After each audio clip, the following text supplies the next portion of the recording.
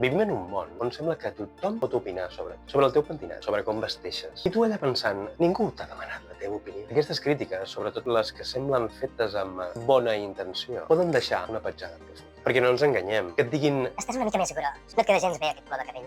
Tens molts grans a la cara. no aixeca pas l'autoestima de ningú. Aquí us llenço unes dades. El 40% d'adolescents presenten símptomes de depressió i ansietat. Un 20% s'ha autolesionat alguna vegada. Els intents per llevar-se la vida han augmentat un 3.543%. 9 de cada 25 adolescents han patit ciberassetjament. I ara us parlo a vosaltres. Sí, els haters. Què coi us passa? No teniu cap altra afició? Apunteu-vos a classes de macramé, feu puzzles, o millor encara, doneu-vos copets al cap a la paret i així us passarà la tonteria. I pels que patiu els insults, no us calleu. Parleu amb algú del vostre entorn més proper o amb un professional de la salut mental. Us farà entendre que la vida és massa curta per estar patint pel que pensen els altres.